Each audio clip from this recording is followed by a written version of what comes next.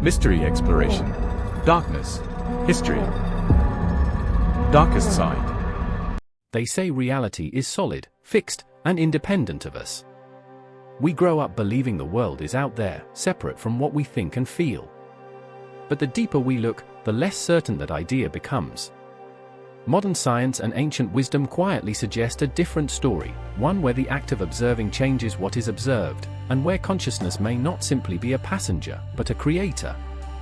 The observer effect in quantum mechanics is one of the most puzzling phenomena in science. When particles are not being measured, they exist in a state of probability, spread out like a cloud of possibilities. But the moment we observe them, they collapse into a definite state. It's as if reality waits for a witness before deciding what form to take. Physicists debate the meaning of this. Some argue it's a quirk of measurement, others whisper that consciousness itself plays a role in shaping the material world. What if your awareness is not just a light shining on reality but also a hand that molds it? This thought is both exhilarating and unsettling. Because if it's true, then every perception, every choice, every act of attention is not just passive, but creative.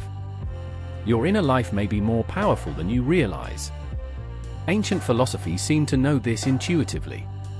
In Hinduism, the concept of Maya describes the world as an illusion shaped by perception. In Buddhism, reality is seen as interdependent, arising not on its own, but in relation to the mind that experiences it. The Stoics, though more practical, insisted that our judgments, not events themselves, determine our suffering. Long before particle physics, thinkers across cultures pointed to a mystery: reality and consciousness are inseparably entwined.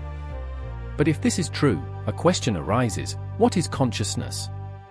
Is it simply a byproduct of the brain, or is the brain more like a receiver, tuning into a field of awareness that exists everywhere? The hard problem of consciousness, as philosophers call it, is that no physical description of neurons firing can explain the subjective experience of being alive, the taste of coffee, the sound of laughter, the ache of heartbreak. Matter alone doesn't account for the inner world. And yet, here we are, undeniably conscious. Some scientists suggest consciousness might be fundamental, woven into the fabric of reality like space and time. If so, then perhaps the universe doesn't just contain consciousness, it is consciousness, exploring itself through us. You are not just in the universe. The universe may be in you.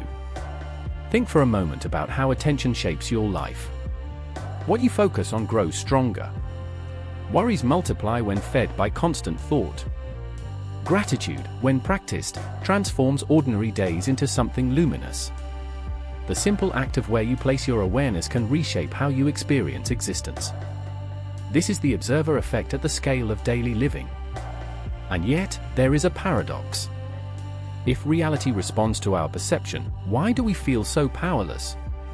Why do tragedies strike, and why does suffering seem so arbitrary? Perhaps consciousness does shape reality, but not always in ways our limited perspective can understand. Like threads woven into a vast tapestry, we may only glimpse the single strand we hold, unaware of the larger design being formed. Imagine standing in a cave, torch in hand, shadows flickering on the wall. This was Plato's allegory of the cave. He suggested that most of us live chained to illusions, mistaking shadows for reality.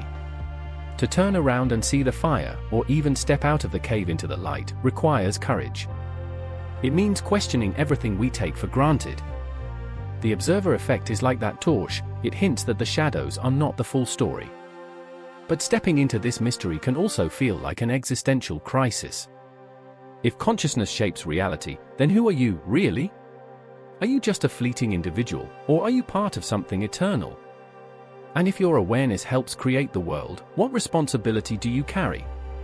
These questions are not easy. They unsettle us because they strip away certainty. Yet, philosophy has always lived in these spaces of uncertainty.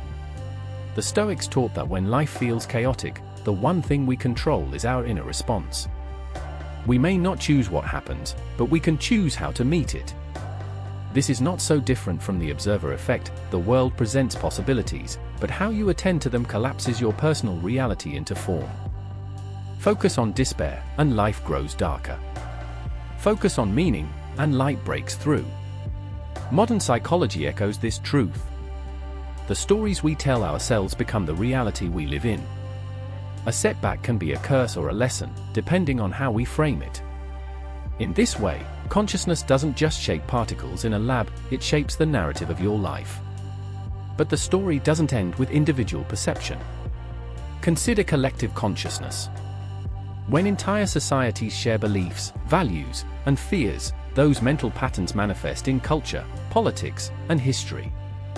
Wars, revolutions, movements for justice, all begin in the invisible realm of thought and attention before taking shape in the physical world.